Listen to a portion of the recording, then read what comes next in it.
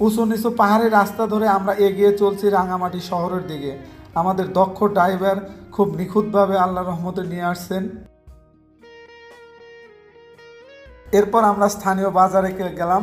সেখানে বিভিন্ন পাহাড়ি মানুষের উপজাতীয় যারা বাজারঘাট করে তাদের শামুক, কাঁকড়া সহ তাদের অন্যান্য জিনিসপাতি। এবং এরপর আমরা চলে গেলাম মাছের বাজারে। মাছের বাজারে গিয়ে অনেক বড় দেখে একটা চিতল মাছ কেনা হলো। আসলে দাম এখানে অনেক সহজ এবং সস্তা। একটা বড় আকারের আমরা চিতল মাছ কিনলাম। এরপর আমরা আর একটা দোকানে গেলাম বাইম মাছ দেখার জন্য।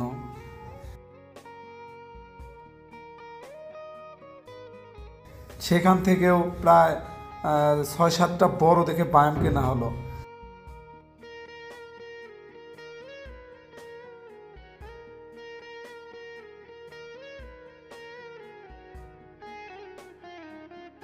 এরপর ঘুরে ঘুরে দেখলাম যে আসলে এখানে বিভিন্ন জায়গায় সামুদ্রিক মাছও পাওয়া যায়, বিভিন্ন জায়গা থেকে আসে, সেগুলো আমরা ঘুরে ঘুরে দেখতে লাগলাম।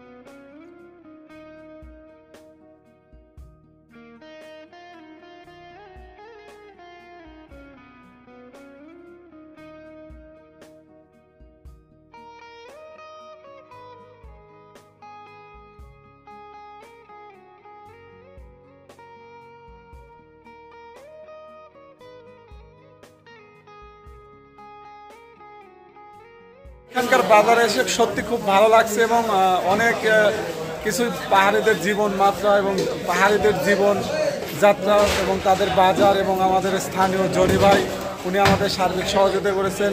তাদের যা যা কেনাকাটা আমরা সব কিনছি এবং আশা করি খুব ভালো এবং টাটকা সব কিছু পাওয়া গেছে। এটা খুবই ভালো লাগছে বাজারটা। এটা হচ্ছে আপনার রাঙামাটি বনরূপা বাজার। এই মুহূর্তে এসেছি রাঙামাটি বনরূপা যে বাজারটি রয়েছে সেই বাজারে। আমাদের সঙ্গে স্থানীয় জনি ভাই এবং ভাই রয়েছেন। আমরা এই রাঙামাটির যে পার্বত্য এরিয়ার পার্বত্য পাহাড়ি অঞ্চলের যে বাজার সেই বাজারগুলো থেকে আমরা ইতিমধ্যেই মাছ এবং অন্যান্য জিনিসপত্র আমরা কিনে নিয়েছি।